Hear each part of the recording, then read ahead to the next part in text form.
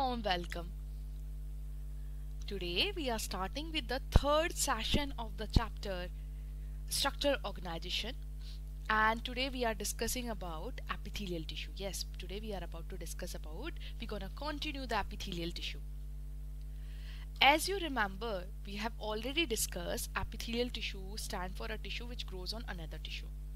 आज की क्लास में हम एपिथेलियल टिश्यू को ही कंटिन्यू करेंगे और आज एपिथेलियल टिश्यू में हम कंपाउंड एपिथेलियम पढ़ने वाले हैं। जैसे कि हम पहले डिस्कस कर चुके हैं, एपिथेलियल टिश्यू वो टिश्यू है जो दूसरे टिश्यू पे ग्रो होता है।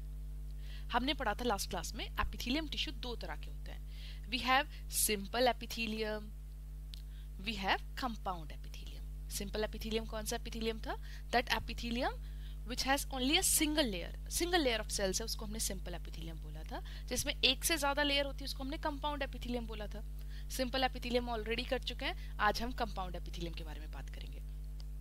कंपाउंड, आप नाम से समझ गए, it must be having multiple layer. Yes, it has multiple layer.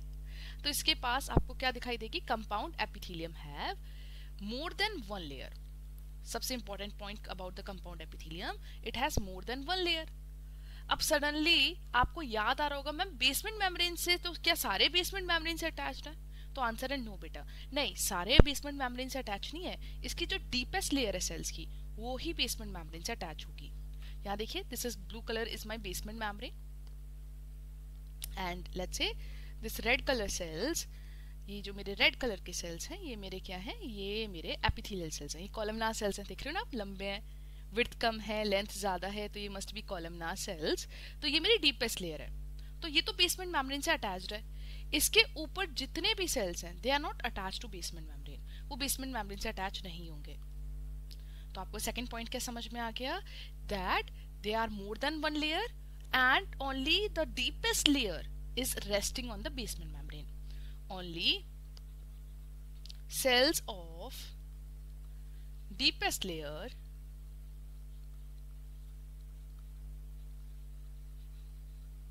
rest on basement membrane.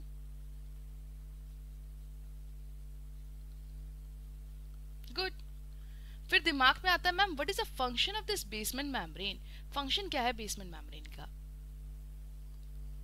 What is the function of the basement membrane? अब खुद बताओ, sorry, what is the function of the compound epithelium? My mistake. What is the function of the compound epithelium? अब आप खुद देखो ना, जिसके पास multiple layer होगी वो डिफ्यूजन नहीं कर सकता। क्यों नहीं कर सकता डिफ्यूजन? क्योंकि आपको पता है diffusion is directly proportional to the thickness. जैसे से आप इनवर्सली प्रोपोर्शनल टू थिकनेस। जैसे से आप थिकनेस बढ़ाते हो, डिफ्यूजन का रेट कम होना स्टार्ट हो जाता है।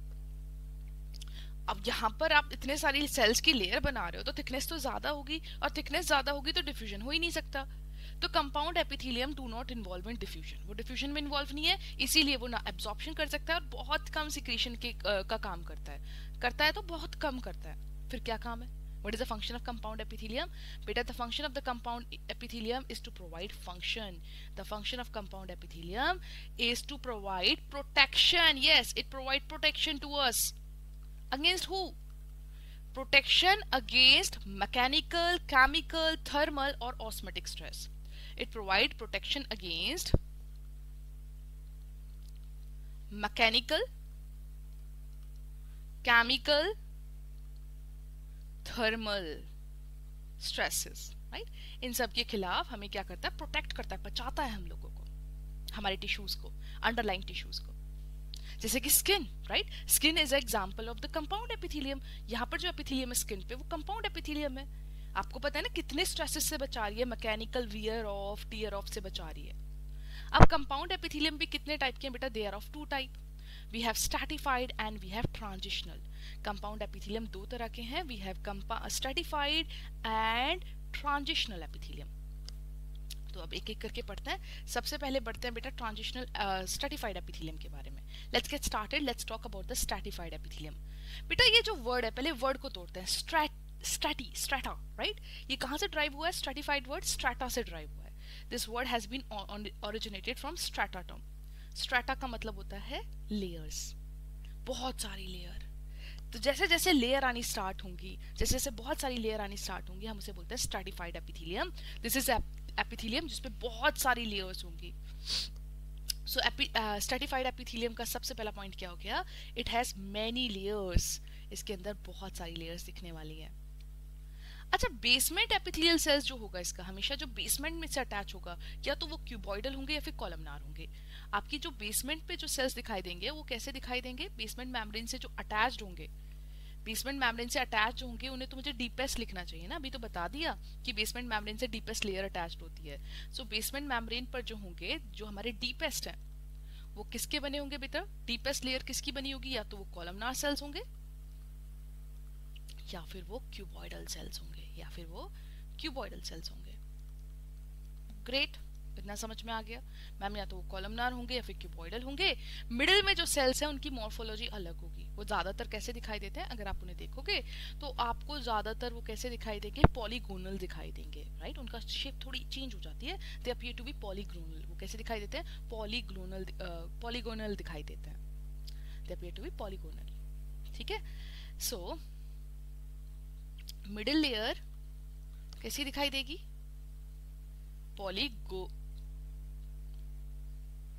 पॉलीग्लोनल दिखाई देगी।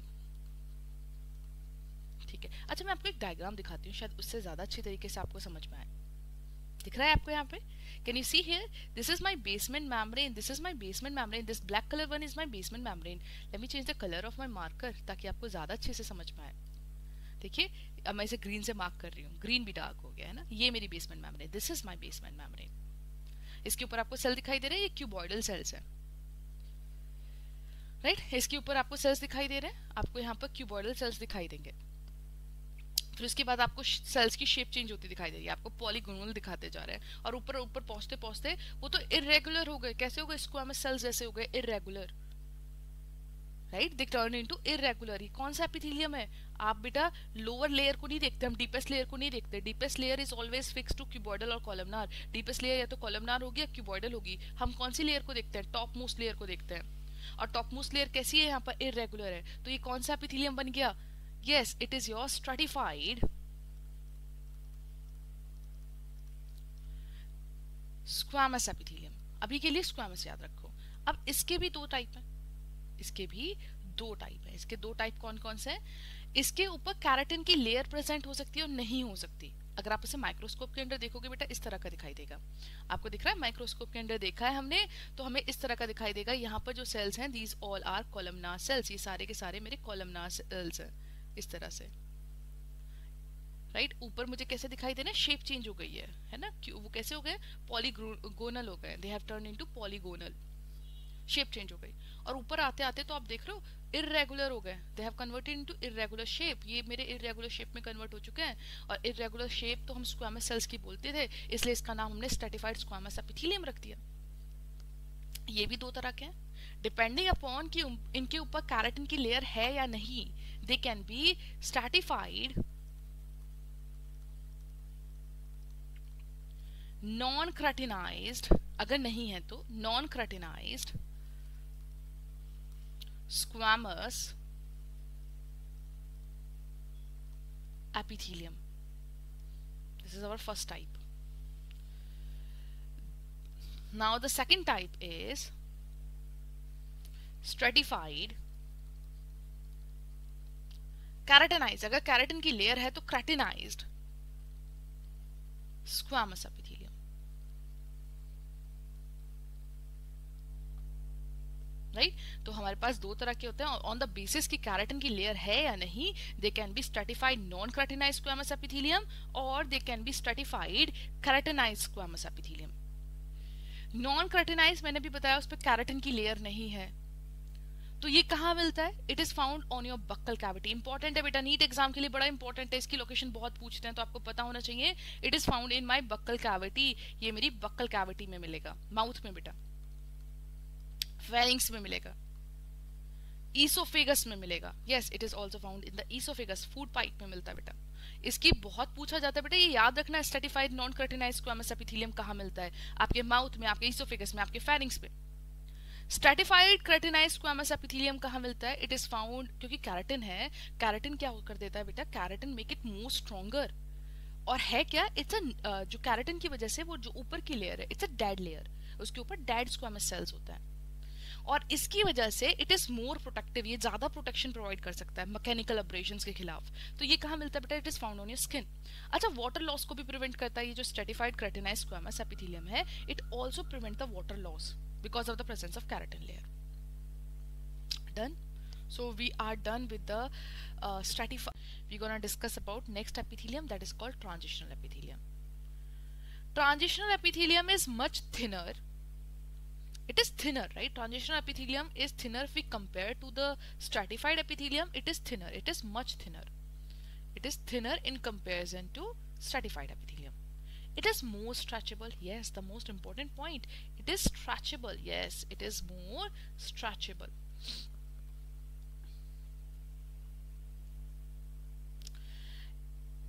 And if you look into this, अगर आप इसकी भी बेसमेंट मेम्ब्रेन पर देखोगे, देखो बेटा बेसमेंट मेम्ब्रेन पे आपको दिख रहा है, these are the cuboidal cells. इसकी भी बेसमेंट मेम्ब्रेन पे आपको क्या दिखाई देंगे? क्यूबॉइडल सेल्स होंगे। So cuboidal cells are present at basement membrane. Cuboidal cells are present at basement membrane. Good. और व्हाट अबाउट दीज सेल्स? ये सेल्स कैसे हैं? These are multi layered cells. वो कैसे दिखाई देंगे? They are large, broad, rectangular or oval shape.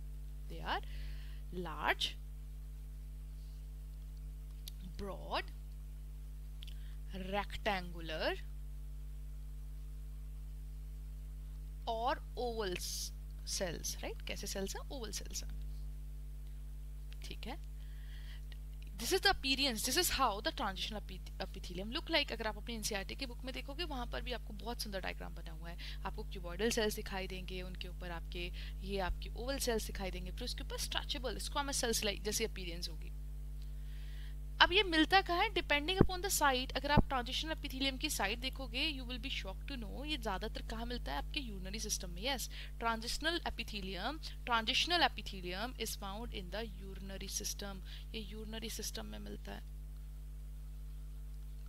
For example, it is found in the renal pelvis. Renal pelvis में मिलेगा, यूरेटर्स में मिलेगा, यूरिनरी ब्लैडर में मिलेगा, यूरेथ्रा में मिलेगा, राइट? इतनी सारी जगह मिलता है। ठीक है। In fact NCERT do not talk about the urethra. Urethra में और भी टिश्यूज हैं, तो इसलिए मैं इसे रिमूव कर रही हूँ। So renal pelvis, ureters and urinary bladder में ज्यादातर मिलता है ये। और क्योंकि अच्छा एक बात आप सोच रहे हो कि मैम वहां ही क्यों मिलता है? आपको याद है यूरिनरी ब्लैडर जो है स्टोर द यूरिन, वो अपना साइज इंक्रीज करता है। और transitional epithelium is stretchable and that is why it is found in the urinary bladder। और इसीलिए इसका दूसरा नाम, the other name of transitional epithelium is, we also call it as urothelium। हम इसे urothelium भी बोलते हैं। transitional epithelium is also known as urothelium। I hope you enjoy the session today। आज हमारा compound epithelium भी खत्म हो गया।